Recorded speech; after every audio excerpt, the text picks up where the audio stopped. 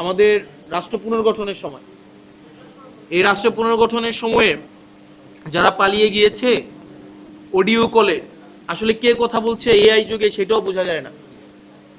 AI কলে AI দিয়েও তো কথা বলতে পারে, ইমেইলেও তো সাক্ষাৎকার দেয়।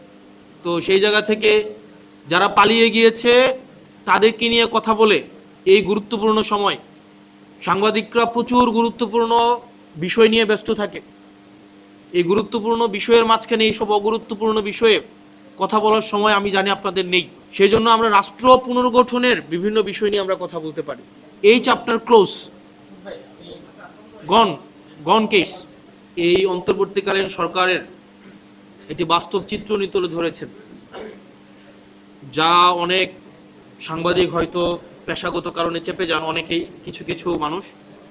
উনি বলেছেন যে অন্তর্বর্তীকালীন সরকারের দুইজন উপদেষ্টা তথ্য মন্ত্রণালয়ের দায়িত্বে ছিলেন, তারা কিছু করে যেতে পারেননি।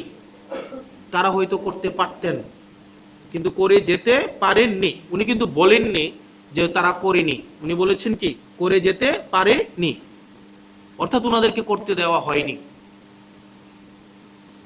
এবং আপনারা দেখেছেন কিভাবে নির্বাচনের আগে এই বিভিন্ন দাবিতে বিভিন্ন প্রত্যেক দিন জাতীয় দাবি কমিটি একটা হয়ে গিয়েছিল। তারা বিভিন্ন দিন ঢাকার বিভিন্ন পথে প্রান্তরে বিভিন্ন দাবিতে, আপনারা দেখেছেন আমাদের এই যে যারা অন্তর্বর্তীকালীন সরকারের উপদেষ্টারা ছিলেন তাদেরকে কিভাবে ব্যস্ত রেখেছেন। এবং আপনারা এটাও জানেন যে সাংবাদিকদের মধ্য থেকে না, যারা মিডিয়াগুলোকে যারা পরিচালনা করেন তারা মূলত কাজটি করতে দেয়নি। কারণ তাদের ব্যবসাতে, আপনারা জানেন মিডিয়ার নিয়ে যদি কথা বলতে চাই তাদের ব্যবসায় ভাটা পড়বে।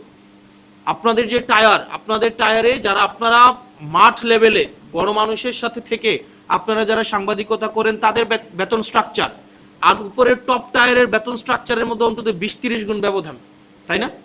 100 গুণ, অন্তত 100 গুণ ব্যবধান।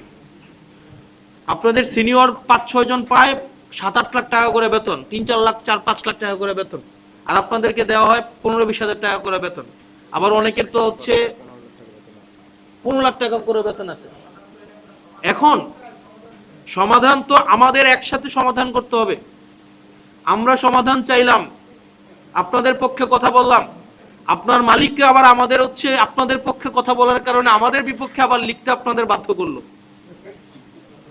তাহলে ঘটনাটা কেমন হয়? আমরা আপনাদের পক্ষে কথা বলার কারণে আপনাদের মালিকরা আপনাদেরকে বাধ্য করে আপনারা যেন আমাদের বিপক্ষে থাকেন।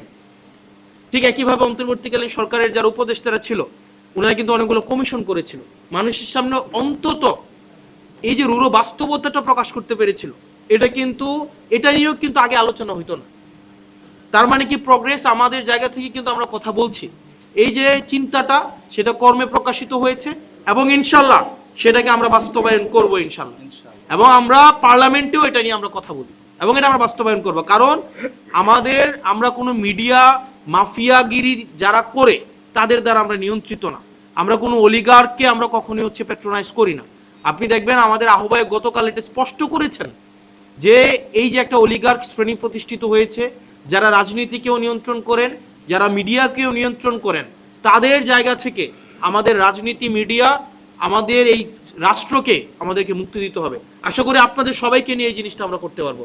আমরা বিশ্বাস করি আপনাদের মিডিয়া মালিক যদি আপনাদেরকে বাধ্য করে সত্যের বিপক্ষে, আপনারা কখনো যাবেন না।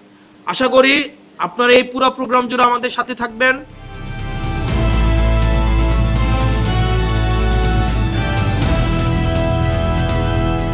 দিনাজপুর টিভি, মানুষের জীবনের কথা বলে।